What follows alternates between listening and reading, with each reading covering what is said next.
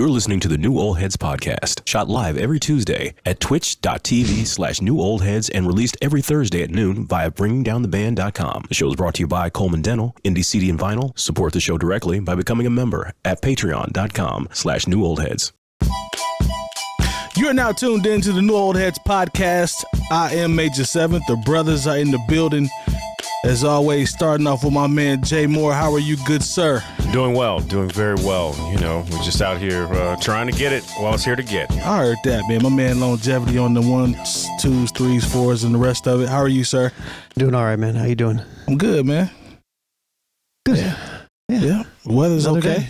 Weather's this is kind of warm yesterday. It's getting back in Indiana, again. real Indiana type. Yeah, for sure. My man DJ Jay Diff. What's happening, man? Salutations. How are you, my brother? You know, I'm maintaining, chilling.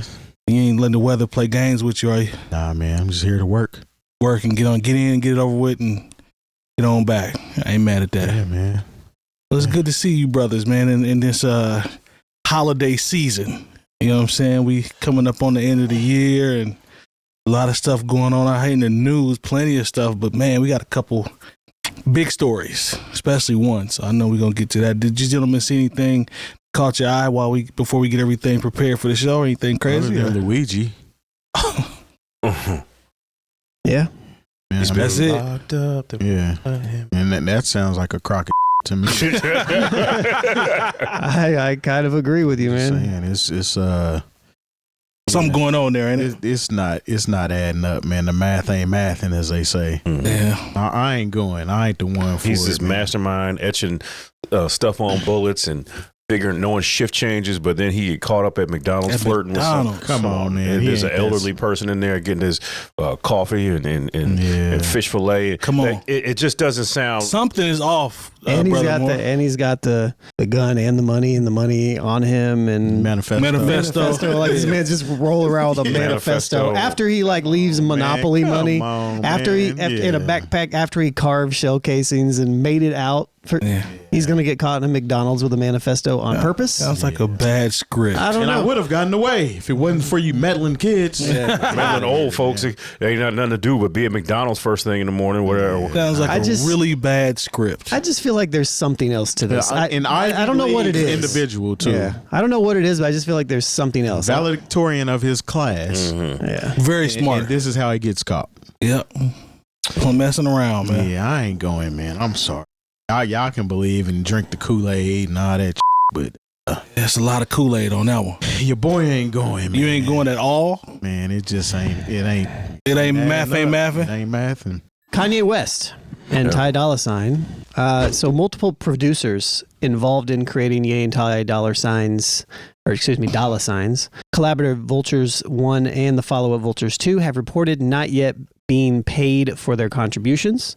There are more than 10 producers on the album who do not have signed agreements with Ye, preventing them from collecting fees, potential producer royalties, and publishing income. I have an article here that we could potentially pull up and kind of look at if you guys want to, unless you guys want to.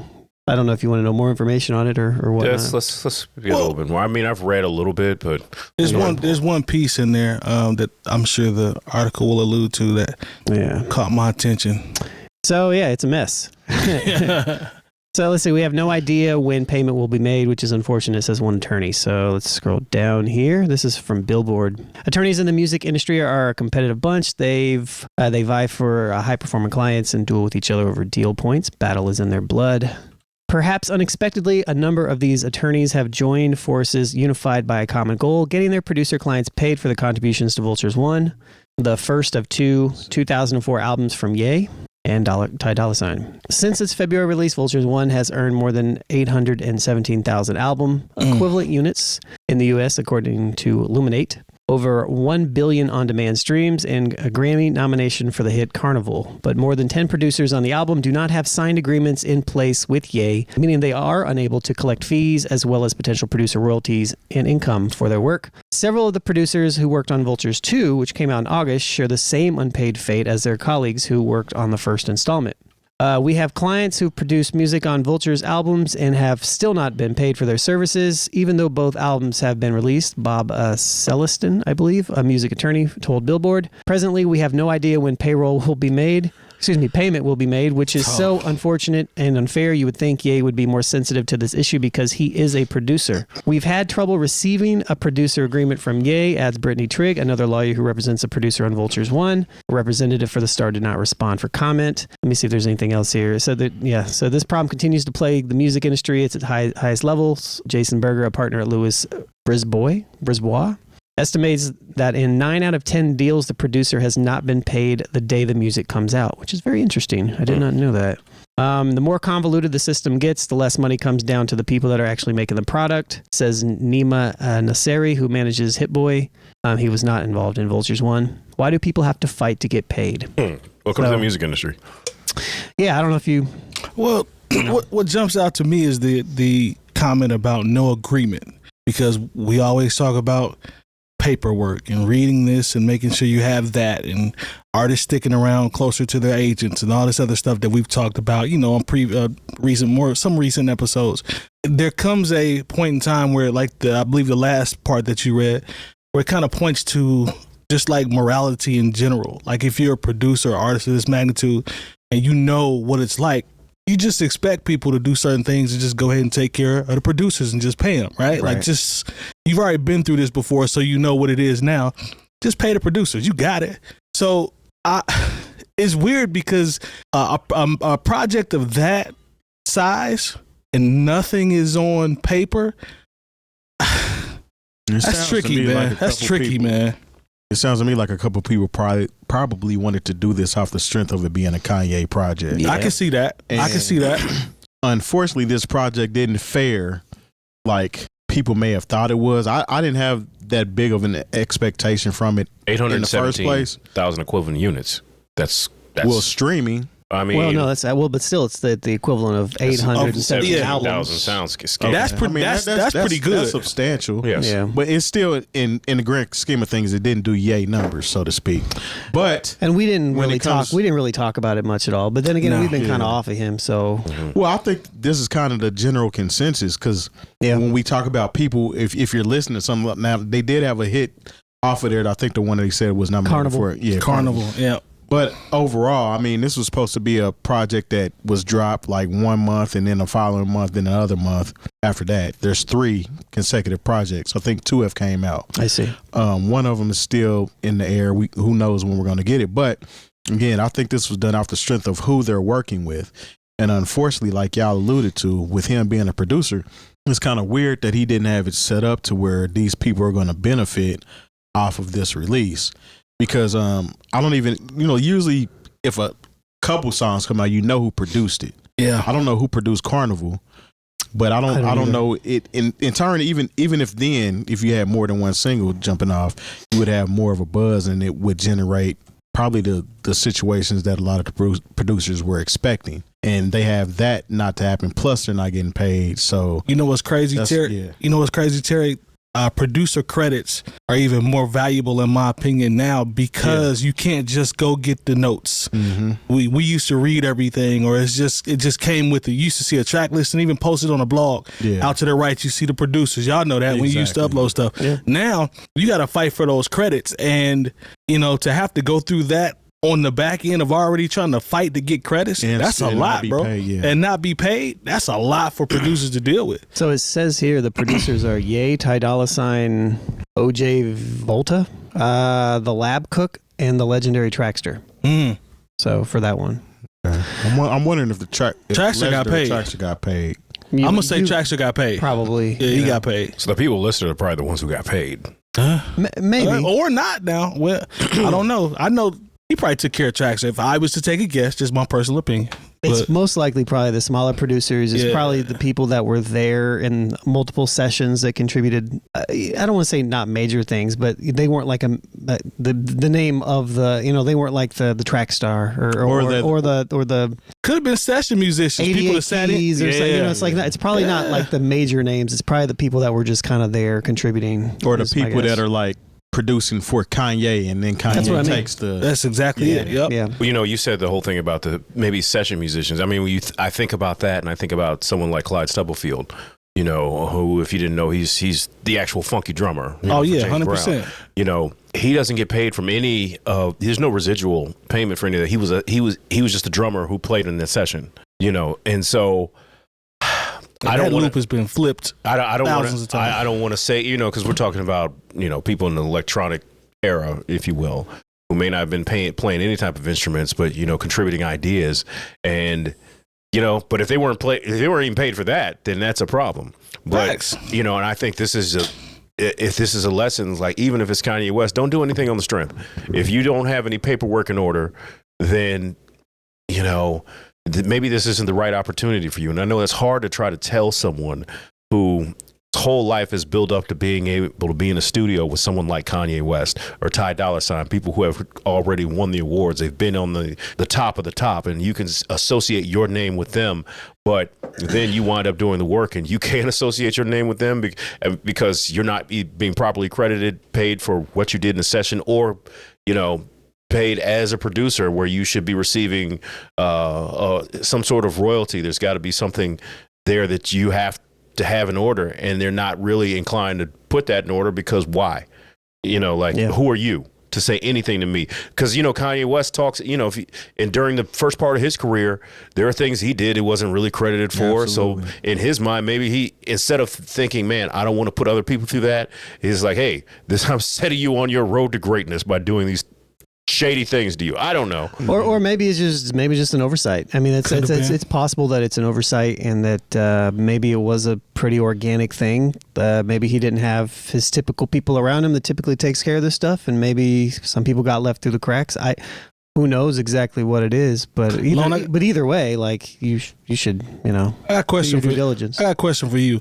So, kind of to, you know, what Jay was talking about and what we've all talked about with the producers and some that have the smaller names. Do you think if some of these guys, or we'll just say they're younger, maybe early 20s, mid 20s, do you think the placement with him has enough social currency where they may not care as much? You see what I'm saying? Like, it's because if I'm 23 and I'm on this project and you can go look it up and see it, yeah, of course I would like to be compensated, but I think to a degree, you know what I'm saying? Like, I think there's still probably some value, but this sounds more of like lawyers just trying to look out for maybe the people they're representing, or, you know what I'm saying? I think it's probably bigger than that. I look, if I'm on a Kanye West, I don't know, maybe I'm just looking at this through the lens that I am now. Like, yeah, it's one thing to, like, for it to be a cool opportunity, but all the things have to be dotted and crossed at the same time, you know, like, otherwise, like, why are we doing it? Like, why am I doing it? You know what I mean? So, but I think there's probably a little bit when you're younger too. Yeah. And, you know, many of us have been through it to some degree of, like, doing stuff and just be kind of like, well, we'll do it for the look. Yep. You know, but the fact that lawyers are involved here lets me know that that these producers in general are looking for that, for the things that they are owed, and I think that's cool. See that. That's true. Yeah, get what you worth. Yeah, but I can see too that, like, say one of y'all had this opportunity, and you just had to catch this flight and be here. Me personally, I probably would have caught that flight and got there and tried to figure it out for sure while I'm there. Absolutely. Versus me, like, well, is the paperwork in order? Can we figure this out before I come? Because you might lose an opportunity based off of that. So it might be one of them situations where they was like, get here and we'll figure it out later. And they got there and went through the whole process, and later just never happened. I can see that, Jerry. That's a good point. That's why they say you should always have split sheets in the studio while you're working on stuff. And so as you're working on stuff, you fill out the split sheets so you know who's owed what, depending on who's working on what, and you're going through that whole process. But I definitely think that that's probably a thing that can happen. I also believe that that's probably not something that's going to happen to somebody like an 88 Keys. I could be wrong. Or somebody like the legendary Traxxter, who has been around the block a few times. They're probably actually sending him the bread before he can get there, at least a piece of it. I can see that. So that's what I'm saying. Like, they're familiar with the process enough to know, sure, I'm down for it. Let's get something down before let's do our due diligence or something, or somebody's probably talking, I guess, or maybe they just have enough cachet to know that, like, there's something back. Yeah, they're not going to get screwed over because they have a big enough name in hip hop. You know? And those guys right there are very familiar with Kanye and a part of his story. So, to y'all point, they definitely could have, like Terry said, at least a portion.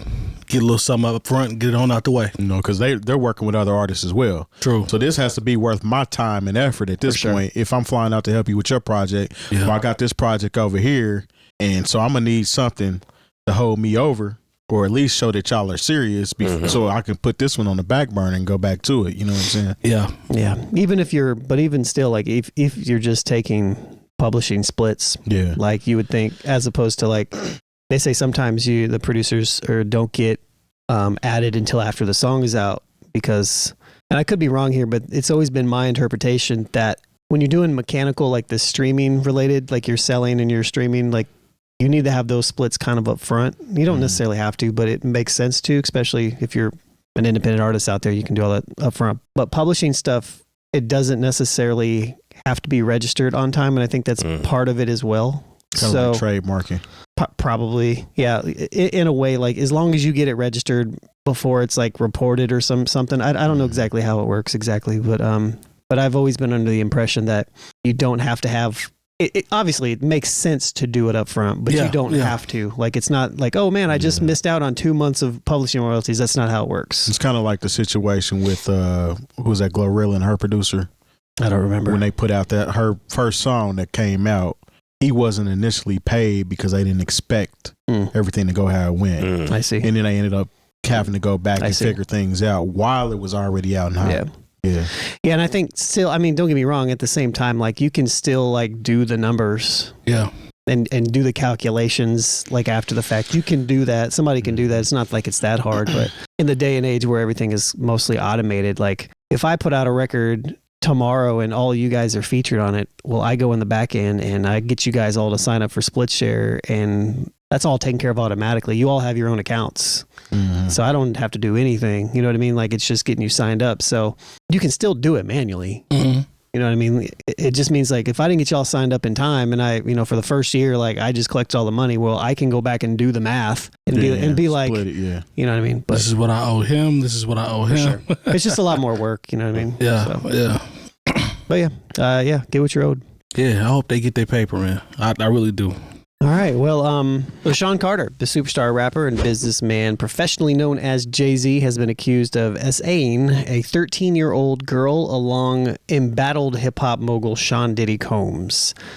This lawsuit was filed on Sunday, December 8th.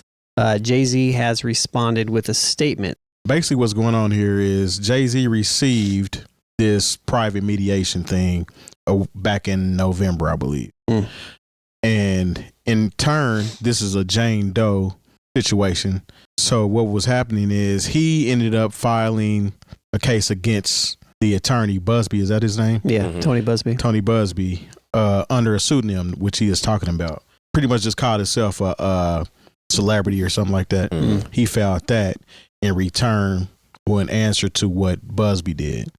So when it was going back and forth, it's pretty much a mediation at the end of the day. I guess we can get into that once we get to the other stuff.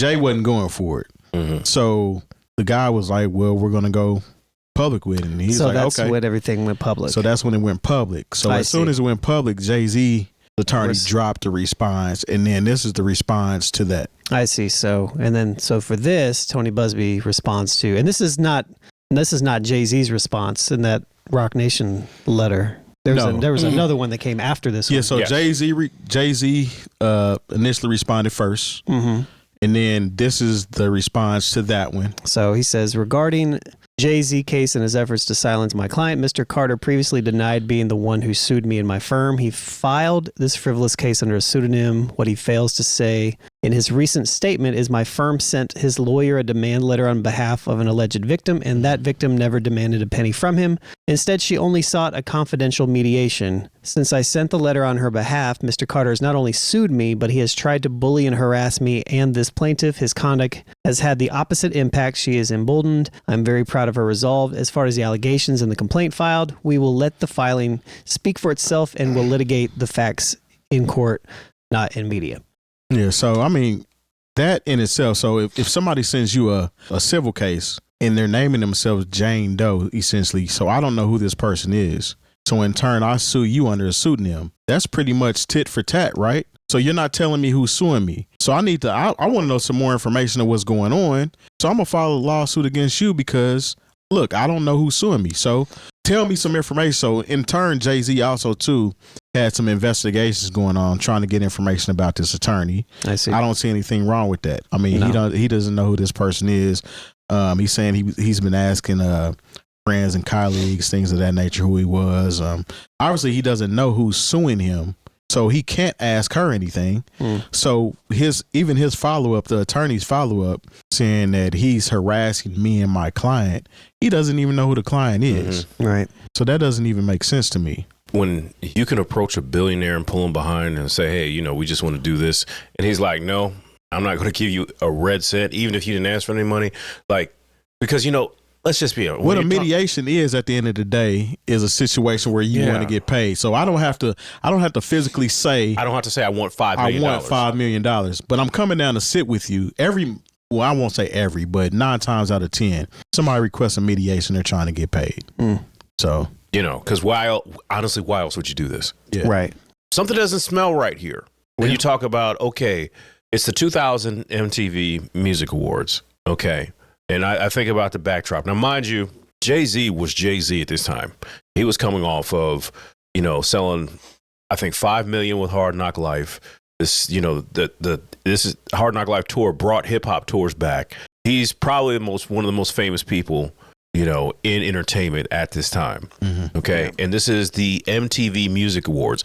Now, for those of you who are a little bit younger, there was a time when the MTV Music Awards really meant something. Okay. The eyes of the world were on this particular event. So you mean to tell me there was a 13-year-old just running around trying to get into people's limos and nobody, I mean, don't get me wrong. You know, the entertainment world has its own set of morals that we don't understand. But you mean, because 13, it's me one thing if you said 16, 17, but 13, I'm thinking about my goddaughter who's 12, 13 right now. And I'm like, how did no one figure this out? Yeah. No one say how. Surprised. Well, let's finish this. Yeah, let's get to that part before we get, where I start trying to workshop how this could even happen. Yeah. So Jay-Z respond based upon the last thing, and it says, my lawyer received a blackmail attempt called demand letter from a lawyer, in quotes, named Tony Busby. What he had calculated was the nature of these allegations and the public scrutiny would make me want to settle. He said, no, sir, it had the opposite effect. It made me want to expose you for the fraud you are in a very public fashion. No, I won't give you one red penny, which is what you guys kind of referenced. These allegations are heinous in nature, and I implore you to file a criminal complaint, not a civil one, which I think kind of makes sense as well. Whomever would commit such a crime against a minor should be locked away. Would you not agree? These alleged victims would deserve real justice if that were the case. This lawyer, who I have done a bit of research on, seems to have a pattern of these type of theatrics. Now, this goes to your point, Terry, which I didn't know before, that he had done some research on who Tony Busby was because he didn't know. I have no idea how you have come to be such a deplorable human, Mr. Busby. Sound like a conservative out here. But I promise you I have seen your kind many times over. I'm more than prepared to deal with your type. You claim to be a Marine. Marines are known for their valor. You have you have neither honor nor dignity. That's a weird line.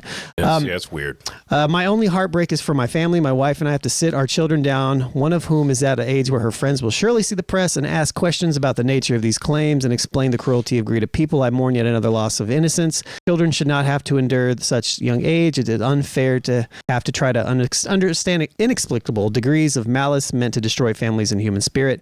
My heart and support goes out to true victims in the world who have to watch how their life story is dressed in costume for profitability in this ambulance chaser in a cheap suit. You have made a terrible error in judgment thinking that all celebrities are the same. I'm not from your world. I'm a young man who made it out the project of Brooklyn. We don't play these types of games. We have very strict codes and honor. We protect children. You seem to exploit people for personal gain. Your only network of conspiracy theorists, fake physics, will believe the idiotic claims you have levied against me. If not for the seriousness surrounding harm to kids, would be laughable. I look forward to showing you just how different I am. I just know, like, I saw something with Will Smith, and the reason he keeps lawyers on retainer. He said, I get sued no less than 20 times a year. And that's what it is when you're a high profile celebrity, is like people will sue you for, like, if your hand brushes against them when you're getting out of a car, you know, and then there will be somebody who says, my arm was hurt when you did that, and I need money for pain and suffering. And I'm pretty sure Jay is the same way. Like, he gets sued probably 20, 30, maybe 50 times a year. A lot of times it's cheaper to go ahead and just give these people a little funky piece of change than to go to court and prolong this. Right. But, here he is. He's like, it seems like he's willing to go ahead and spend some money to get this out of here. When somebody says he's a billionaire, when somebody says, yeah, shouldn't you be putting this in criminal court, especially considering there's no statute of limitation for the crimes that you're alleging me? Yeah. Then let's go ahead and do that. And so, like, if you are someone who's guilty, that's not, or somebody who may, even if you think maybe in the haze of the early 2000s and all the partying I was doing, that maybe this is something that might have happened, that you would be like, all right, what do you want? And whatever little money you want is probably nothing. It's crumbs on my table, but Jay-Z is like, nope, nobody's getting any money for this one. I think Jay knows what's at stake. He bitched it in his response with his kids, the uncomfortable conversations that he would have to have.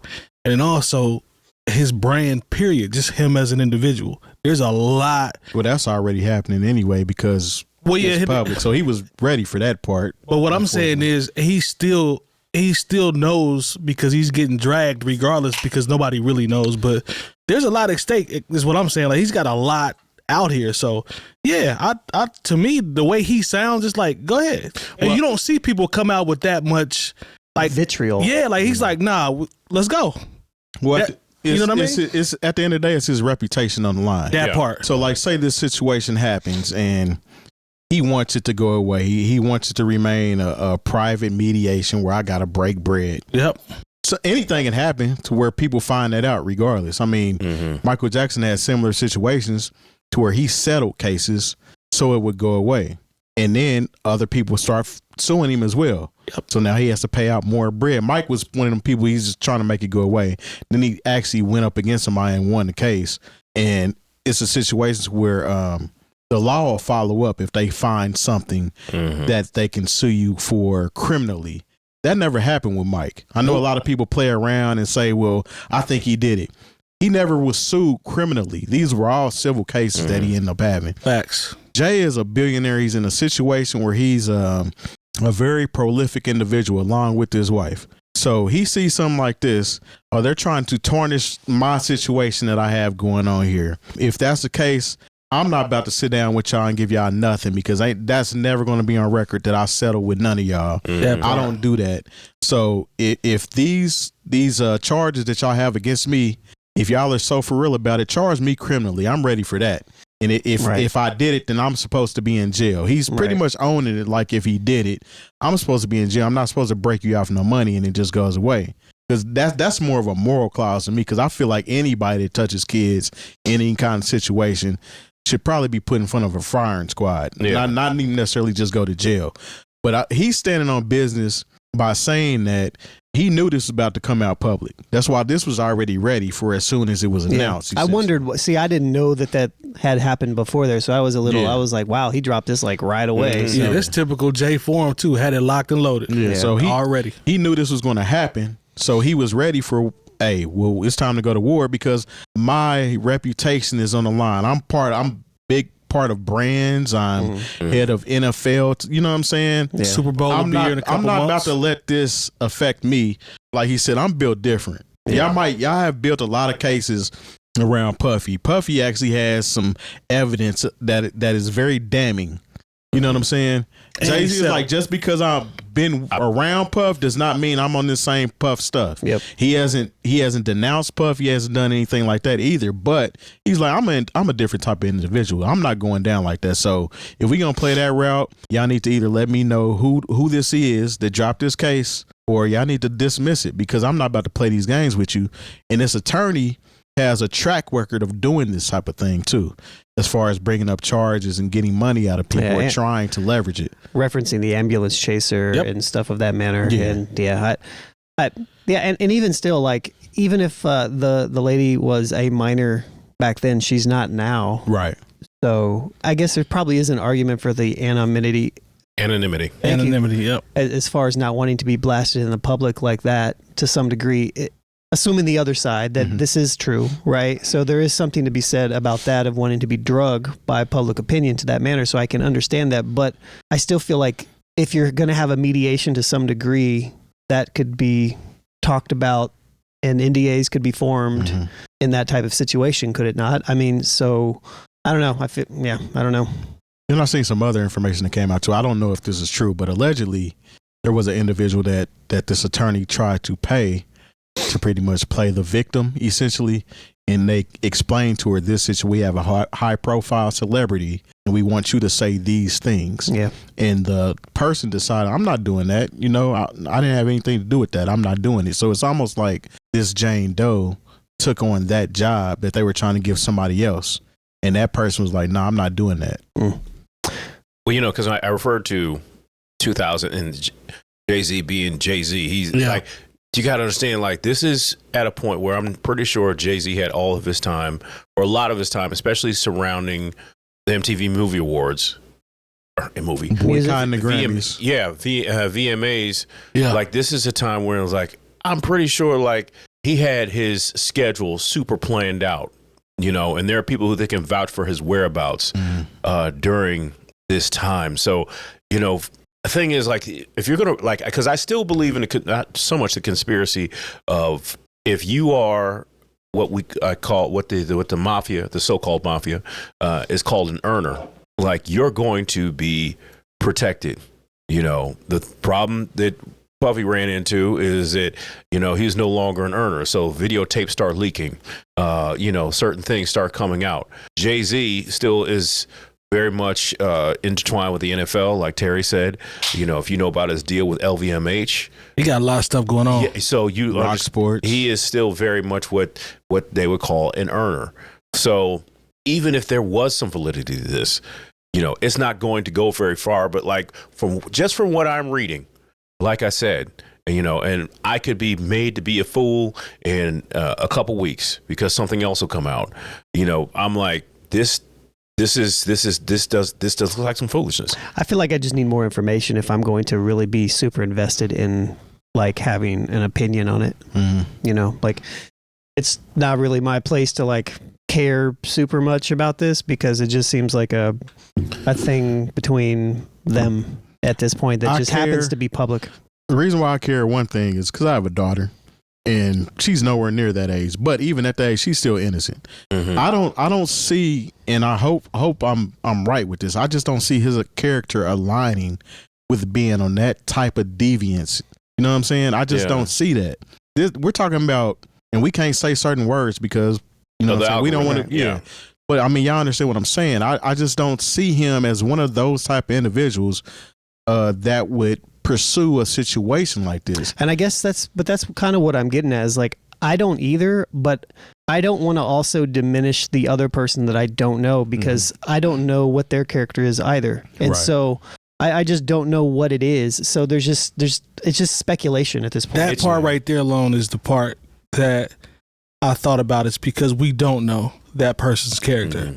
And whenever you have situations where people are brought to task on things that actually happen and they're dealt with accordingly, that's good. That's supposed to happen. But when you have they were called a Jane Doe in the paperwork, same situation, the opposite side, we don't know this personality or history or whatever, and then let's say everything goes away and this person got a chance to almost ruin him, but we never found out anything about that person. You know what I'm saying? Like, it's just, I don't know, man. Probably never will. No, we probably. But what do you? Look, man, that's just not how it works, because you know what? There are a lot of women who are victims of people who are just deviants and weirdos. Facts. Yep. You know what I'm saying? And like that's why there has to be a clause where we protect these women's anonymity. Now, mind you, there are some women who just lie, but I don't want to make it seem like that's just what happens all the time, and every man. No, I don't agree. I don't believe that. Like that, because of these women who lie. I don't want to do that, because you know I have, you know, friends, people who I care about, who I know have had to go through things like this, and when not on. Every single woman that I think I've ever met has gone through this to some degree. Like when you look, this is the thing. If you really are friends with women and you talk, and there have been, like, it's almost like this sad, messed up rite of passage to be done wrong by men. You know what I'm saying? In a way that is uncomfortable and that is in many times criminal. But, you know, there's also this thing where we have to be very honest about when you are, see, because we're not in that we're not on that level. Nope. You know, when you are a famous, rich man, you know, you are a target. I know a lot of people don't feel sorry for Chris Brown because he did, beat up Rihanna, and that was foul. But, you know, he has been accused of things multiple times, and then it's been all been dismissed because these women, it was just a money play, or these women were just looking for clout, you know. And so, because I remember when he came here, he was here, and people were all on, like, I can't believe people were going to see Chris Brown. And like, I'm like, well, did he do something? I mean, and we're not trying to dismiss what he did against Rihanna, but like, what did he do recently that got y'all upset? And he's like, well, it was this, that, and the third. I'm not trying to defend him, but I'm like, you know, these are things that have all been dismissed. These are all things, dismissed. You know, these are all things where he was found not guilty, but it was things that, like, where the woman came out and said she lied.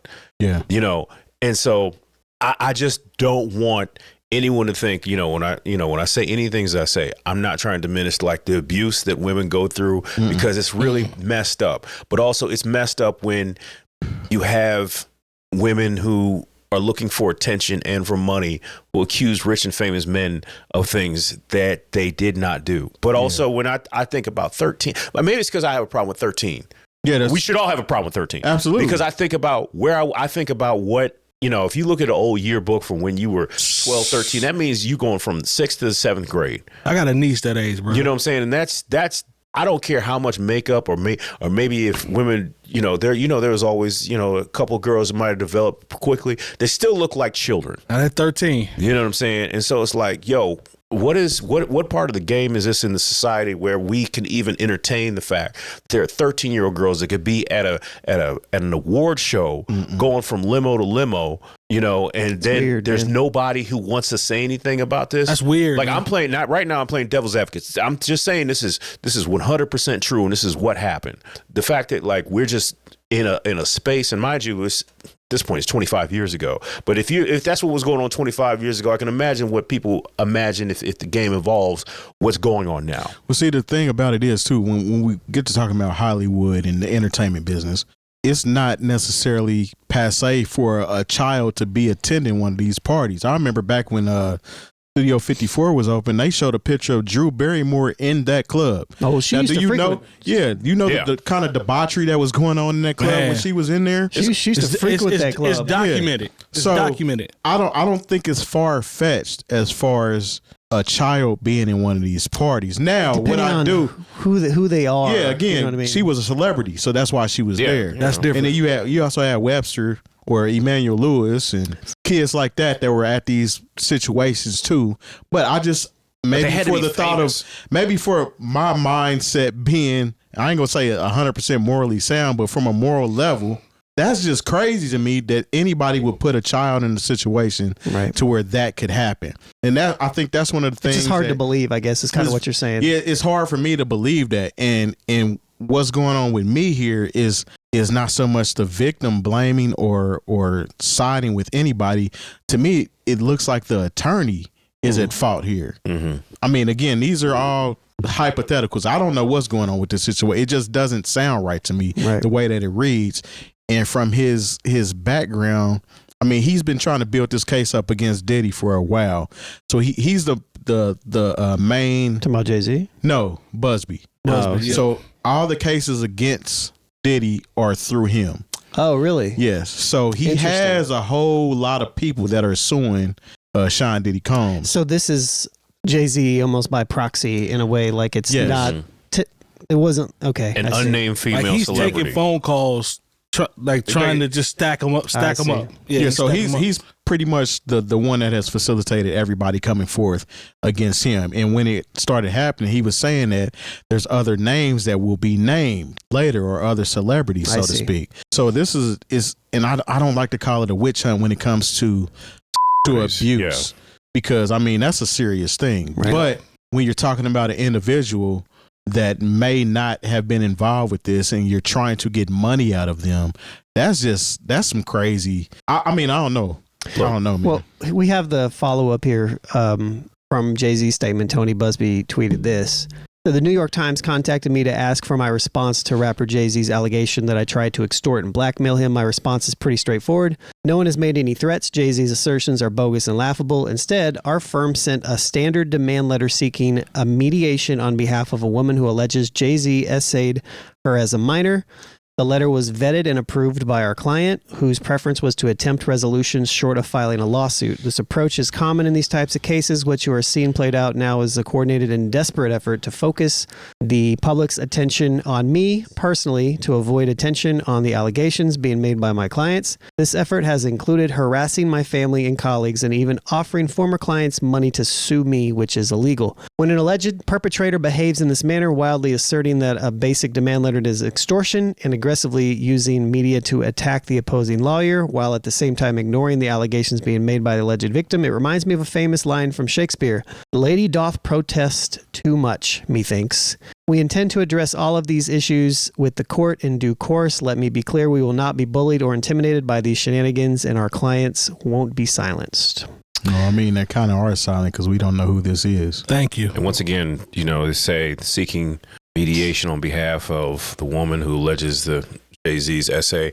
I mean, the mediation is about, hey, what can we get for this? Yeah. And the attorney gets something for that as well. Oh He yeah, sure come on. does. That's how this works. Terry, did you say that Jay-Z responded again to this, or was that the last? So his attorney responded again today in reference to this, pretty much telling or asking the judge to dismiss this case. I see. Unless y'all come forth and let us know who this Jane Doe is. I see. They want to know information because, I mean, the attorney was upset with him for filing under a pseudonym. I mean, you sent me a case under a pseudonym. Essentially, I only know you as the attorney. Right. I don't know who this is charging me. And really, I feel a certain type of way about both y'all. So I want to know who this is. And I think that's, if I'm, especially if I'm not guilty, Yep. I want to know exactly who this is. Yeah.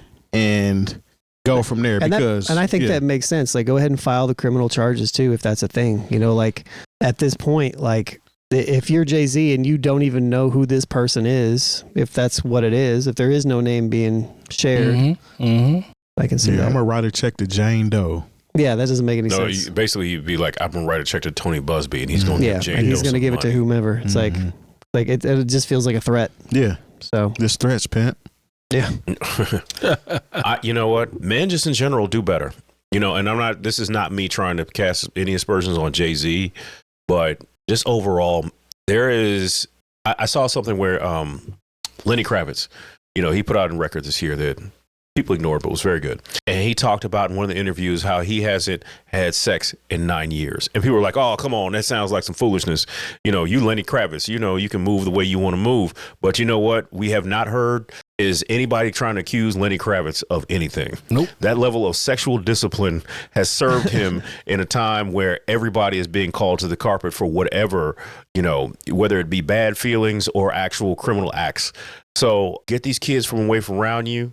Even if I don't care if they could be young looking, I don't want to see anybody close to me. I don't have any 13-year-old friends that I'm not related to. You know what I'm saying? And I think that's just something that we should just stop entertaining. There's already too much exploitation of kids in the music entertainment industry, especially young girls. It's like going back at this point 50, 100 years when you hear about like Judy Garland and Shirley Temple, like you could take it back to that, and they all got these wild stories, and they just think, oh, it's just what was going on. And it was like, no, this was abuse, this was wrong, this is foul. I just think that like we're in a place right now to where if you are a man and you have any level of clout, I guess that's what we'll call it, just because that's what everybody understands who probably listens. Like you have to be, I'm not even saying be careful, just have a level of discipline about yourself, and move in a way that you would want someone to move if they're around your daughter or your sister or your aunt or your mother. You know what I'm saying? Like, I just think there's so much to where we are not taking care of the women in this society, because like sometimes I brought this up when we were talking about Puff Daddy before, Sean Combs before, where I said, where are the men? Like if if I knew that my 13, I mean, I don't, they said something about, Jane Doe's father, and it was like, picked her up from the gas station after this is crazy. and then nothing happened after that. And, That's and crazy. This is the thing, like if like I said, we only have one of our members here who's a father. I can only speak to nieces and cousins and whatnot. But like if it was a situation like that, and say I had a daughter, like I either want justice or I want blood. You can't give That's me the time to kill. You can't give me any money. Mm-hmm. I don't want to sit at like either somebody's going to jail or somebody's got to be unalived. So all this. That's where we need to take. I'm not saying that's where we need to take the morality to, but like, I don't know, man. That's what I'm on, honestly. Yeah, I don't, justice or blood. That's all I know. Yeah, because I'm thinking about me being a father, picking up my 13-year-old who escaped this party, who is half dressed or whatnot, and she calls me from the gas station and says, "Come pick me up. I snuck out." At that point, I don't care what you witness, did. You can't witness or understand or even see that she's been sexually abused. I mean, that's going to be obvious. And what that conversation that I'm going to have with her on the way home too is going to let me know what happened. No, you take because I'm not stopping. We're not done. You're talking going to the police station until I figure out what happened with you, and then you're going there, and then I'm gonna figure something out that might cost me my life. But nah, we ain't doing that, man. And that's another reason why this just sounds so strange to me, because I don't understand the timeline of how these things happen. So they say to speak, or what they said happened, and nothing happened until now, until 25 years later. 25 years later, when he got in trouble initially with Cassie, which what turned out it was a civil case at first. He didn't settle until those couple days after, but it was picked up. And that's the reason why his turned into a criminal case. But I think also the thing that we have to keep in mind here is that the levels of power at play, like Diddy is a person of power. Yeah. And he holds a lot of influence, and that works across society. And we talked about it on a different completely plane last week when we talked about Spotify. Well, the episode hasn't come out yet, but talked about Spotify and the owner's influence and how I can yell at the top of my lungs, but Drake has a lot more power and influence over something that I have. And there's something to be said about you can yell at the top of your lungs, but it's not going to impact anything. And when the momentum hit, when all this stuff happened with Diddy, now is the time where you can actually come out and be heard and not be chastised and all that stuff. So I feel like that aligns into it a little bit, but still, catch a case, or still, he's gonna catch a case, or I'm gonna die trying to put this case on him. Yeah, but you know what I'm saying? But that would be my argument as to why, or I don't even know if it's an argument, but that's the other side of, like if there's so many hypotheticals here, right? So it's like if the parents didn't know and she's been holding on to this for X amount of years or whatever, and that happens too. And I understand. So if that's where this kind of makes sense, even though it doesn't make sense really at all. It's kind of a bizarre claim, but I don't know. All PDFs need to burn in hell, regardless of who you are. Yeah. I was going to bring up another question, but I think we can move on from it because I don't really want to. Yeah. We'll hear some more. We'll hear some more about this. This isn't going This ain't away. going anywhere. Yeah, unfortunately. All right. I think we can run the partners. Jay might make something go away before the Super Bowl happens. We'll see. Because he's wanting this to be done now. Like he's like they sending stuff back and forth. Like, yeah, get this up off of me right now. So, because I'm not answering these questions. Thanks to our partners. Dr. Coleman of Coleman Dental is our go-to dentist. He's a longtime Indianapolis arts and music supporter located right in Broad Ripple. Our good friends at Indie CD and Vinyl operate one of the best record stores in North America. Shop new and used in their site or visit them in person. And the best way to support the New Old Heads is to visit our Patreon and become a member. All details on newoldheads.com. So I don't know if you guys know, but J. Cole is has dropped most of the episodes for this. It's called like the Inevitable podcast. Mm-hmm. I haven't listened to the records. Apparently there's some records that have come out too, but on one of the episodes, which you can get, I think you can unlock all of them for $10. I went there earlier. J. Cole talked about how he felt when Kendrick played him songs from Good Kid, Mad City for the first time. And he would also go to talk about how much pressure he felt. That's what artists are supposed to do for each other, especially artists that you respect. Yeah. They're supposed to put pressure on you to create, a better, more definitive piece of art, and I don't care what anybody says. These guys are in competition with each other. Yes. Like Nas was supposed to be on or something. Reasonable Doubt. Yeah, he's no. Nas was supposed to be on a remix on something Ready to Die, and then he sees Big just go in there and like mumble to himself, and then spit the illest verse, and he's like, "I put my pad down and left." Like, so that's why there wasn't that Biggie Nas, collaboration, is because like Nas is like, no, what he's doing, I'm not here for that. And like Nas will tell you that this is not something that I'm not telling tales out of school or making up to not making shit up to make, you know what I'm saying? I ain't heard that in a while. But it's the same thing. Like, I don't care what anybody says. Like, whether he felt he was done wrong or not, Pac felt the pressure when Biggie came out and Absolutely. he was the man. Especially considering he felt like, okay, when you're doing the doubling up of the vocals and the voices, like you stealing from me. Not only we competing, but you're taking some of my jewels and using them against me. So to hear J. Cole say, yeah, I felt pressure and there's a level of competition between him and Kendrick, that doesn't surprise me at all. That's what it is to be an artist. That's what it's built on, and to me, it actually is solid. And we know what's going on as far as the battling back and forth and who are the big three and blah blah blah. But for Cole still to stand on this information, regardless of what's going on, shows that he is for real about this. He's even dropped a couple songs that were supposed to be out that included him and Kendrick while he's been leading up to this release of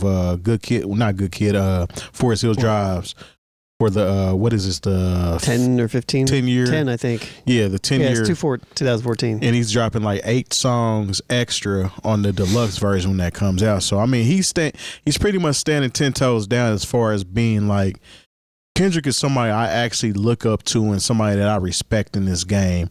And I don't really have any ill will or bad blood towards him, regardless of what's going on. And I don't think Kendrick really has bad blood towards him personally. Kendrick is just in a different area as far as where he feels like he wants his rap career to go. Mm-hmm. Even when he dropped the joint with Big Shine, what was the name of that track? When he first called out everybody, Control. Yep. When he dropped that, he didn't say that he didn't like these folks. He said that trying to murder y'all. I'm trying to murder y'all when it comes to this rap stuff. And I mean, it led to some other stuff with him and Drake, obviously. But I mean, I think it's solid that J. Cole is still staying as far as being grounded with Kendrick with his I don't know why I'm losing my train of thought here, but it happens. Yeah.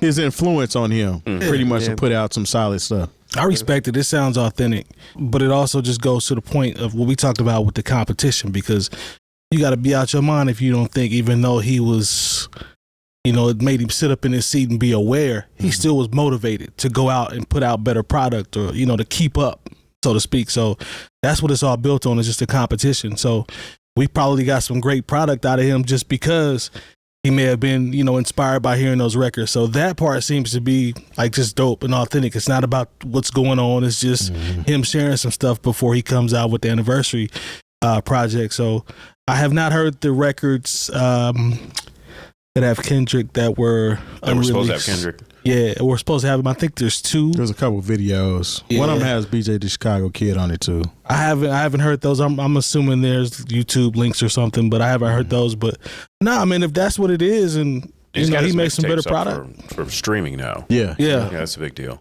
Yeah, weren't these the records that dropped the same day GNX came out? Well, he dropped his, because I remember his mixtapes came out on DSPs the same day that GNX did. Yeah, because I saw those before GNX, and I was like, oh, I thought, yeah. Does this make Cole look any? I mean, are the people going to be, oh man, who? J. Cole is soft now, The people. Yeah, are the people going to be like, the oh, people? Yeah. We don't care about Mike, the people. your friends. My friends, I represent the people. Mike is the people, by the way. I'm in the case you people. didn't know. Yeah, I'm actually That's the why I people. don't care about the people, right? Now you see how it comes. Now you see how it comes full circle. It unravels. But you know what, man? I don't think so, because it's pretty consistent with, I guess, who he's been throughout this. The only thing is, there's more of the competitive side, because I feel like he was motivated from it. That's probably the only difference. But other than that, it's pretty consistent with what he's I guess what he's been in this whole thing. He's kind of stayed out the way and paid homage to both people. So it's pretty much on brand. I just like the fact that he can honestly say this part about the records, and I feel like it was just motivating to put out better products. So I'm not mad at that part. I think he'll be all right. Yeah, I think a lot of people actually were motivated when Good Kid, Mad City came out. Talk to him. Because, I mean, this is a kid from Compton that was opening up for Wiz Khalifa and Mac Miller. And a lot of people like to say, well, Drake took him on tour, but he actually opened up for Mac Miller and Wiz Khalifa as well. So he's not the only person. But the way he set that album up was very inspiring. So yeah, Future was out here mumbling extra hard. Oh, man. Caught it straight there, didn't he? Future caught it straight there, didn't he? No, I'm kidding. No, I just remember inside joke. We used to play those records off of Section 80 at Take That Tuesday, and and the crazy thing is, it's like I remember the week it came out, like something was going on. I just wasn't pressed to get to the record store like I usually am. Yeah. And then I ran into, of all people, my man Xavier, and he was like, "No, you need to get," like basically he was like, "No, you need to get this record as soon as possible." Like, and for certain people to say things like that, to me, he's like, one of them. Yeah, and for him to say, "No, you need to listen to this album as soon as possible." And this is when, I don't know if there was people streaming like that, so I was like, I went to Best Buy and got the album. That's the artist formerly known as DJ Limelight, right? Yes. You know what's crazy is, I believe we all have people that are that person. You got a handful of people where if they hit you on the phone like, "Hey, I don't know what you're doing, but I'm about to send you this link. Please listen to this and call me back." There are people that I'm going to be like, "All right, I'll hit you right back." We all have those people. So it's like a Jedi. I mean, like, it's dope to see somebody else that's like, "Hey, I need you to do this right now." That's a great feeling. And I think we all have done that at some point, I would say. Yeah. So we had a whole listening session for Damn, I believe. True. Yeah. True indeed. Okay. Shout out to Cole. Shout out to Cole, man. Yeah, I'm not mad at him either. I think this is right on brand for him. And honestly, I don't think we've ever been mad at him, even through this. Nah. When it comes to rapping, we all understand the fundamentals and kind of kicked him out of the big three, so to speak, a couple weeks ago. Yeah, we was hard on him a couple weeks ago. I mean, we was hard on everybody a couple weeks ago that went to Kendrick. Let's just keep it real. That boy's still nice though. We fool with Cole. Yeah, absolutely. But Cole, I mean, Cole raps well. He just doesn't want that type of energy, and I can respect it. I said that way back when he took his record off. So I mean, you did. That's what it is. All right, let's transition into the next great spectacular thing. Fantano transition. Is that what he does? Yeah. I'm just going to record stores. Nah, this clown. Here we go. It's gonna be fun. I like that. Remember that one. We got two fun ones in a row. Let's see if we can get to them today. We got 30 minutes. Voice. Okay. It looks like what his voice would be. Yeah, with that. Yeah, see, hey, pork chops and applesauce. With that crust ass he got. He looks like he ties women to railroad tracks for no reason. Dang. He does. Dang, that's what you came up and he with. ends up getting caught with a gun that just says bang. Yeah, exactly. Remember you've seen that cartoon where it's just all his music is like he's like the actor in the music with no. It's just music. The silent film music, circus music in the background. His, mustache. Aha! Yeah. Waiting on Dudley Do Right to come untie the girl from the all he needs is a monocle and a top hat. See, yeah, you know what I'm talking about. Yeah, I know where you're going. Yeah, see, see. All right, see, so Kendrick, see, yeah. So Andrew Shulz has made news as people think that he was potentially the target of a Kendrick Lamar bar on Whacked Out Murals, where Kendrick says, "Don't let no white comedian talk about no black woman. That's law." I spliced a whole bunch of clips together. There was like The Brilliant Idiots, which is his podcast, and then there's the other one with him and Charlemagne, which I don't know the name of. And Brilliant Idiots is you're thinking of Flagrant. Flagrant is the one that's without Charlemagne, and then Charlemagne is Brilliant Idiots. Yeah, that's right. Yep. It shows you how much I pay attention to Andrew Schultz. See? All right, so let's watch this. Listen, I shut off my phone for the week. Like the week before, Kendrick dropped this album, right? Yeah.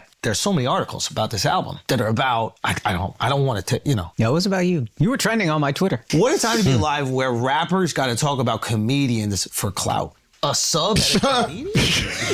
Wait. Hey, man, he is a comedian. Let's keep going. Go ahead. That's probably the best joke he's had. Oh my God. It's crazy. You're welcome. You said something that I was unaware of. You're saying the first song on the album is my That's song? not true. I didn't say it was yours. Oh, yeah. It is You say he Oh, that's Nyla, right? I don't know. I think that's her name. I think she's sometimes on the Breakfast Club. No, that's not. No, the that one you that's on getting the her Breakfast confused with Club. somebody else. Yeah. The one that's on. Didn't she fill in for the woman that was pregnant? That's not her. That's not her. Oh, it's not her. Okay. My apologies. opened the song with Schultzy? The fact that he didn't name Schultz, but everybody assumed it was Schultz is for two reasons. Do you ever make jokes about black women? I make jokes about black women, yeah. I never heard of it. I don't know. Everybody gets these jokes. Everybody get these jokes. That's the rule. Taylor, what's the line? But Kendrick got specific laws. Says never Kendrick got to invite- protect women from comedians as long as he's got an album coming out. Kendrick's got to stand up for you Yeah, it's ladies. the last verse. As long as he could profit from it. He got to stand up for you ladies. Thoughts? Clown. From comedians. 100%. You know what's crazy? Cornball. I didn't even think Andrew Schultz when I heard that line. I thought maybe he was talking about Gary Owen. Wow. Gary Owen actually took it on the chin. He thought he was talking about him too. But the kicker is he wasn't talking about neither one of them. That is the whole. Who was he talking about? He's actually point. talking about the guys that sat on the couch and let him say this. Oh, yeah. Don't let. That's law. Yeah, that's law. Yeah. Yeah. And then that's So he's really actually talking to Charlemagne. where he No, said. not Charlemagne. No. I the mean- two guys he was having the He interview. coulda- So the Charlemagne interview goes on longer than that, and he kind of alludes to, I don't think this is that. Kendrick was talking to the two black guys that are on the show with him. Yeah. That were he and ha-haing with him when he was saying this stuff. Oh. So he's taking credit for it, and he's on a press run. So Kendrick did you a favor. Yeah. Essentially. He's first of all, Charlemagne can apply as well, in my opinion, because he's Now you gotta see what he said. Okay, I had to say. I see what you're saying, but I wouldn't be surprised if Charlemagne sat around and shucked and jived while He a did. white comedian did something. I ain't wouldn't gonna be surprised. let you say that because in this situation he didn't do that. I'm talking about just in general, maybe not this one, but that's neither here nor there. But what I want to go back to the part where, to your point, where he talks about how and this is like Yeah, DJ see? this is like DJ Vlad level of delusion to turn he's trolling. this He's into. trolling. You don't think he really believes this? Andrew Schultz is 100. He's 100% He trolling. is to me, and I don't know him very well. Nor do I. But from watching the clips and putting this together, it just sounds like he's just rolling with it. And He's not even he's just- funny though. That's what bothers me about it. It'd be different if he was at least funny with it. He's not funny at all, bro. I think he's podcast funny. He's He be not. podding. He's He can not. pod. He's not like stand-up comedian. I've never funny seen. to me, I've seen but his like. I've his- watched some. never- He yeah. can pod. I'm with Lone on that. He can pod. We can pod too, but we're not comedians. yeah, I don't know. See, we might be. Yeah. No, I mean, but this is the Grow thing. my mustache. This is the thing. You always have the option to say absolutely nothing. If you feel like, even if you thought it would apply to you, just keep it moving. Like, you know what I'm saying? Like, this is, and now you thought, okay, I can get some clout off of this and I can run up my numbers.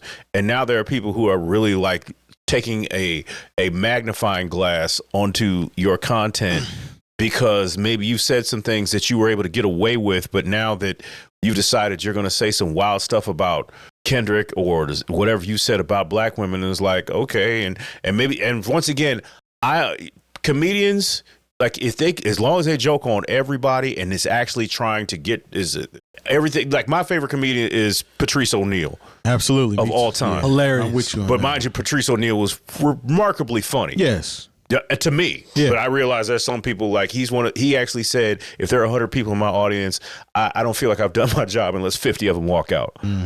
But so there are people who didn't find him But funny. that's also one of Andrew Schultz's things. I mean, to his defense, is like anybody can get these jokes. Yeah. So that's one of his Yeah. things. And so I'm not, even if he has jokes, like, fine, he's got jokes for everybody. But at the same time, like, now when you try to run it up on Kendrick, and this is the thing, like, when sometimes white people say there's you can't have a moral stance because of who you are and what you do. And I think they always like to do this for rappers when rappers try to come out and say something about, like, whether it be police brutality, whether it be whatever it is, something against women. It's like, how dare you guys are rappers. Like, the rap community doesn't care about these things because listen to this one song, and then they'll try to use that one Right. song to paint the entire hip hop community. And so it says we can't be serious because, you know, Sexy Red is popular. We can't care about actual, you know, violence against women because, you know, we like Too Short songs. So I think that's very, and that's very, I mean, I'll just say it, this is where that's very white of you, Andrew Shulz. Yeah, and that's actually an assumption of ethnicity that these rappers are actually talking about. Yeah. They don't sit back and tell you exactly what they're talking about. They might generalize it with that term. And I mean, granted, that is a derogatory term. But it's not bitch. Oh, that's not directly toward just a black woman.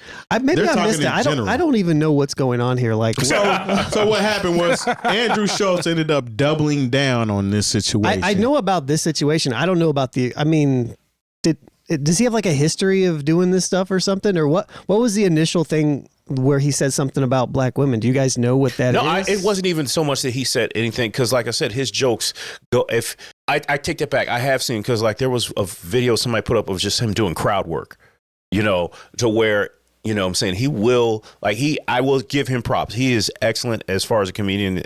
His jokes, his actual stand up, just okay. His crowd work, top tier. You know, so that's an element of it. And that is an element of being, because there are some comedians that don't have that in their arsenal at all. And so he will go after anybody in the crowd. And so like there are some people who will be like, well, who is a white comedian to say anything to a black woman in the crowd, even if it's in the realm of comedy, you know? And so. Oh, I remember what it was now. It just came to me what he said. Okay.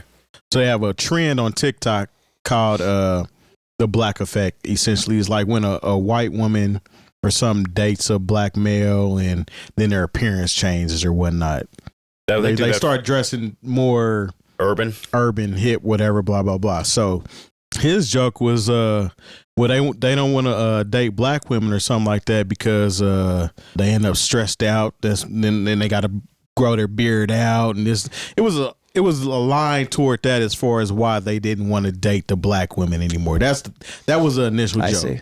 So that's what kind of spawned the Kendrick conversation, was because the guys were on the couch laughing at him, pretty much downgrading and degrading black women as a whole, as far as how they act and I didn't see that like stereotype. Yes, he stereotyped them, and Kendrick wasn't feeling that essentially. So he called the guys out for letting him talk like that and not give him any jabs back. So Andrew Shulz replied to the stereotype of white men by stereotyping black women. Yes. And he caught the flack because he's a white man. Or not so much he caught the flack, but the people on the couch. People on the couch. Yeah. Because it was, so the trend isn't like, it's not derogatory though. Yeah, I've seen it. So he came back with, well, black women are stressing people out and this, that, and the other, and pulling their hair out. And that's where he was at with it. He took it a little bit more of a negative type of place. Yep.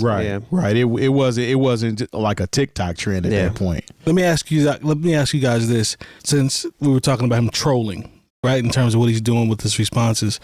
Did you guys see his response when he was talking about how he felt somewhat threatened by some of Kendrick's fans, and how he felt like a picture of one of his kids was being played with or tampered with, and he started to get a little concerned and started looking sounding like a victim? No, was he trolling in? I didn't see that. I saw him mention the fact that he was targeted on social media, but he also said that's what happens. Yeah. Okay. I seen him double down, pretty much saying that if I ran into Kendrick and he was with a group of people, then they would probably beat my ass. But if I seen Kendrick by himself, we were locked up together, then I would pretty much take advantage of him. That's what he said. Now, no, Kendrick is actually like a black belt, like for real. They don't just call him Kung Fu Kenny for nothing.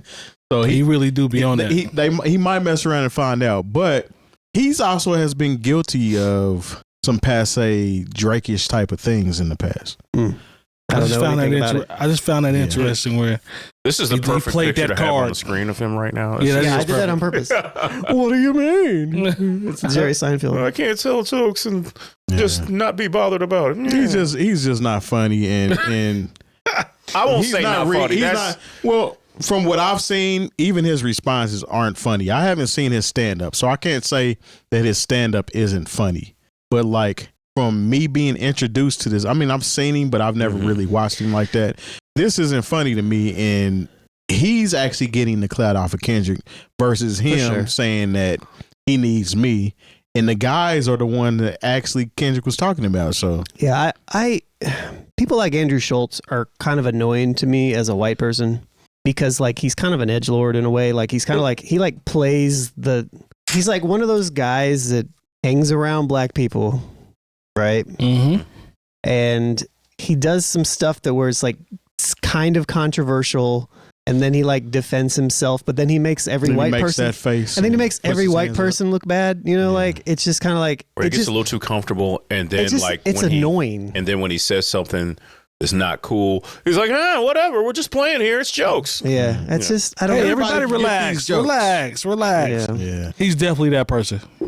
So for me, as somebody who also is around a lot of black people and in black culture, and also under a microscope like that, every time something like this happens, I'm like, you, Andrew Schulz. It's just so annoying. It's just so annoying, you know. And then the comments will come out afterwards that will be like, "Well, see, we can't trust any white people because every white person's about to do." Which, hey, who knows? Maybe that's a thing. But at the same time, it's like there's no safe space for me. I need a safe space. You need to find a safe place for long. Safe space. I wouldn't even say that. I wouldn't say he's one of them people that represents everybody, because then we would be pretty much saying that what he's saying is justifiable. Because he's no, that's not what I'm saying though. I know that's not what you're saying. Yeah. But when he went back to saying, well, I can say stuff about black women because rappers say things about black women. He's generalizing. I know, and that's the stuff that pisses me off. Yeah. Because it's like here he is, like I don't know how to do. He's like this like ally guy, right? And he's doing these things in the kind of adjacent to the culture a little bit, but not really. And he's got those relationships, and it's just like when people like him get exposed and other white people get exposed to whatever degree, like, and all this stuff comes out, it's just kind of like, here we go again. You know, like Charlamagne's my friend. Exactly. It's just, I don't know. I mean, Charlamagne is somebody that people want to be interviewed by, so he's going to interview people that he really don't with like that. Yeah, but they got a whole podcast together, like him and Schulz, right? Isn't that aren't they the brilliant? No, I used to check it out, but yeah, now it's just like it's too long. Mm-hmm. Too long, and he does. I will say this about Schulz: he does have like a really good presence on the microphone and all that stuff. Like he's a good. I would agree. He's a good person. Like he does. He knows what he's doing. But this situation just bothered me. I don't know. Yeah, and I don't know him well enough to really have any type of opinion, obviously, as we found out. But one more quick thing real quick. Should we expect Charlamagne being on a podcast with him? Do you have any expectations for Charlamagne? No. I don't. On this? Zero. Look, it's just, I mean, I don't want to compare it to, I'll compare it directly to that. It's kind of like when, you know, there were some questionable things that Jerry Jones had done, and or some things that maybe he needed to be questioned about, if you will. And Stephen A. Smith didn't question him because, you know what, that's his friend. So it's like you can only expect so much from their friends. So, okay. That's actually a good comparison. That's fair, but at what point does Charlamagne become a sellout? The thing about I was going to say about Charlamagne, as when it comes to interviewing or being around somebody, period, he doesn't back down. For sure. So even if they continue with this show, he's not going to pussyfoot around with him. That's true. I don't think he would either. Yeah, I don't see it. Like, I don't know if y'all seen a situation with him and Whoopi Goldberg on The View. Yeah. So I caught a little piece of that. Yeah, Charlamagne is not the type of person that backs down regardless of who you are. So yeah, and I don't have any type of thoughts either way. I just thought that was interesting. I've seen that kind of bubble up a little bit online. So okay. Well, yeah, see? They whacked out his mural. Yep. Yeah. Shout to Gary Owen. I would have rather it been about Gary Owen because I actually like Gary Owen. Yeah. Me too. You know what I'm saying? He just told a Tiki Bob story. He sure did. It was funny too. Got paid off of that too. If you I don't know if I was there or not. Yeah, I wondered about that. Shout out to like the 15 people who sent me that clip. Yeah. We were just going to keep it short with just those ones, but this one popped up and it's kind of been bubbling in kind of an interesting sect on TikTok and other stuff. But you guys familiar with On the Radar? Like it's kind of like a rap music blog. Yeah, a little kind of bit. freestyle type thing or whatever. It's owned by a white dude. I think he's white. He's white passing. His name's Gabe P. And they do like freestyles and what. But recently they platformed this guy, this music producer who's produced for NLE Choppa. He goes by EMRLD 30. And he essentially said soul music sampling is overrated. And it kind of goes into the previous thing a little bit. And so let's watch this. If you sampling a soul record, get that bullshit out of here. No one's trying to hear that. I hate soul, anything, boom bap. Yeah. Get that unk shit out of here, bro. What kind of ish? Unk. Oh, he's calling it old. Oh, okay. So, well, you know, when you have no Our soul, you know, you're very dismissive of soul samples Come and on, things. man.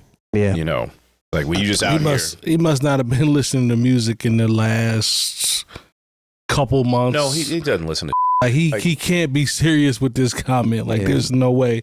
I can't even take this serious. You can't be aware of music and make that comment. And the reference was so it's full context. The question was, what about music is overrated? Okay. And so he said, you know, people that are chopping up and making music with soul records. And so he's getting dragged right now on TikTok. As he should. Respect. And who is this guy? He goes by EMRLD 30, EMRLD 30. He's a producer. Produced for NLE Choppa. Okay. And stuff like that. That narrows it down. But yeah, music with no soul. Yeah, for sure. Yeah. So I guess my question would be real quick is like on the radar, because of the backlash, deleted the video off of all their socials. Yeah. Stand on it. Struck a nerve. Yeah, exactly. So that's kind of what I'm thinking. Like, what responsibility does this platform have? Would you rather them keep the video up and let him continue to receive whatever he does, or do you take it off? Because I think you just leave it up. I would leave it up and make an example out of this dude. Make him stand on I would make an example out of him. I would have people do research. I would have people check his credibility. I would leave all of that up. Yeah. Because a comment like this actually is more detrimental to him. Like it really makes you look like an idiot when you say something like that as a person that's been, you know, somewhat established as a producer or claimed to be that. I'm just going off, you know, what we talked about. Got a few credits. Yeah, got some credits under him, so he's a part of hip hop, if you will. So to say to say this with a straight face and to say get that out of here, Yeah, his face isn't straight. Come on, man. Come on, man. Leave him up there. Yeah, leave him up there. Yeah, to me, this is one of those situations where you know how a lot of these younger producers are so into not sampling at all. So it's almost like he feels like he's more superior because he's not sampling, but you're making a simplistic beat that just has drums and bass and some kicks and stuff behind it. And you're trying to make yourself feel more elite. And honestly, it goes to show that your actual music knowledge is trash, because how can you not like a soul sample? Now, it's one thing to produce without them and not care to use a sample and produce, but to just say that all soul samples are trash and you're producing for a down south artist. I think NLE Choppa's from New Orleans. I don't know where he's... Or somewhere. He might be from somewhere in Louisiana. Yeah, we'll have to check, but yeah, I'm not sure. But, I mean, those areas use samples. Especially samples are used everywhere. Everywhere. Yeah. Every region, every part. Even a state right above or adjacent to them, Tennessee, which houses 3-6 Mafia. Who samples and who pretty much own the sound right now, if we want to be 100. Yeah. That just sounds stupid to me. I don't know. Yeah, there's a handful of different conversations that have been popping up. One, obviously, around the dude just being how he looks and the couple records that he's done. Right? Yeah. He's from Tennessee? Yeah, NLE Choppa. Yeah, Memphis. Okay. Yep. But also how he looks, but also just kind of like the fact that he is a young white dude in hip hop and he is profiting off of it. You'd think that he would have the statements awareness. are coming out, have more awareness around the things that you're saying, and you know, like how important soul music is. And just to the hip hop culture, essentially, where everything comes from, essentially. So but you got to remember what's the line, Jay? What's the line you always say where you talk about people that want to be more famous than rich? Like, or they just rather be their fame is more important than being great. Yeah, or when I say great, I mean doing your due diligence, studying what you're a part of. That kind of goes in there. He obviously doesn't care about that. But also the platform is like, no, like for you to take this down because what he said was so ridiculous. Like, no, look, stand on. There have been things that, I don't know, maybe one of us have said on here that might have been considered a little bit wild, but like we stand on it. Like that's what we said. It's we don't start clipping things out because it's unpopular. Like I think that is cowardly on behalf of the actual platform. You know what's crazy too about this this video is this is the same guy that probably uses sample packs. That's the irony in my mind. I don't know because what he does. I'm sure. I'm just taking a guess on this one, Lone. I'm sure he's had some sample packs that drag and drop, and he's talking drum about kits. Yeah, he's using. Sometimes they have sample packs that have samples that are already chopped, and you just drag them in and put drums underneath. Can we actually He listen might be to one of the those songs guys. that he produced? No. But I will say, I will say that I Lone did. said no. But I will say that I want to listen- hear what he do. Well, there's plenty of time outside of the show, and everybody listening, he's not getting any streams from us. and he's not worth a copyright strike. Well, no, it would be something that we have to be cut out anyway. I just want to hear what he does. He actually, there's an Instagram video of. I went to his Instagram and it was like EMRLD, and it was kind of. This is vibey, bro. It wasn't. What it sound like. You're just hating right now. You don't know. Quit. I'm just guessing, man, based off that dumbass comment. Stop hating.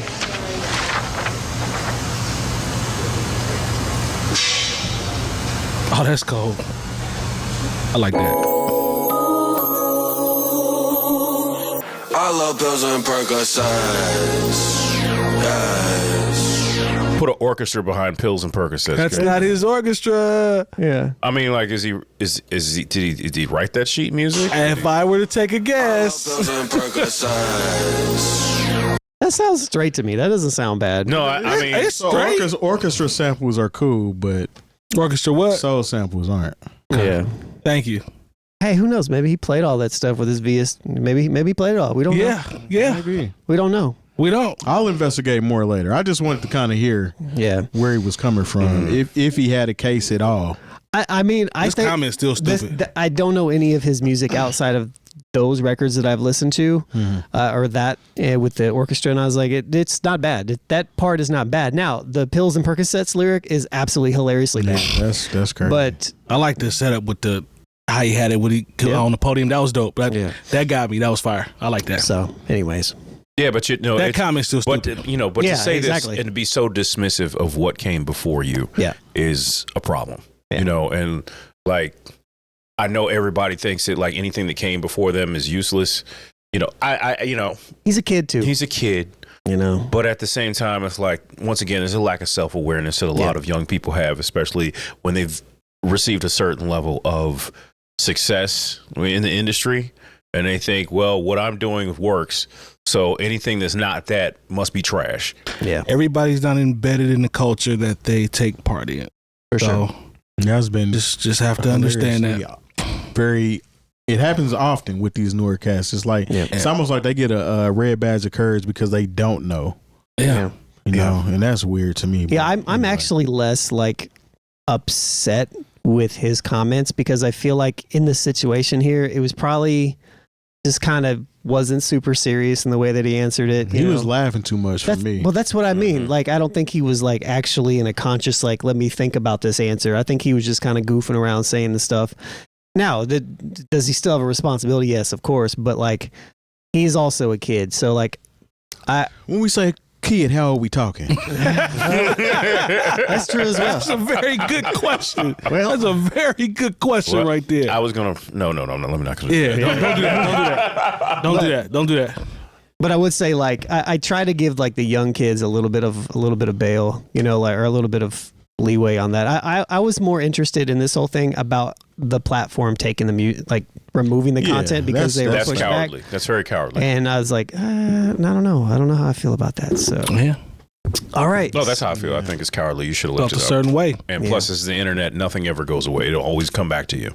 Yeah, I found this clip after it was deleted. So it's still out there. So I mean, shouts to all the producers that like took this and then like spliced directly into like a soul beat. So that was kind of cool. I wonder if Knight. I can't wait till Knight see this one. He'll do a side by side joint. That'd be interesting. Knight doesn't have time for this. Yeah, maybe not. NewOldHeads.com for all the education you need this year. If you see it, like it, subscribe, hit the bell for notifications. Also, give us a 5-star rating. We really appreciate that. And at this point, if you don't, you're hating. And also check out our Patreon and all our other options that we have there for exclusive content. We appreciate the support, and we'll see y'all next week. Peace.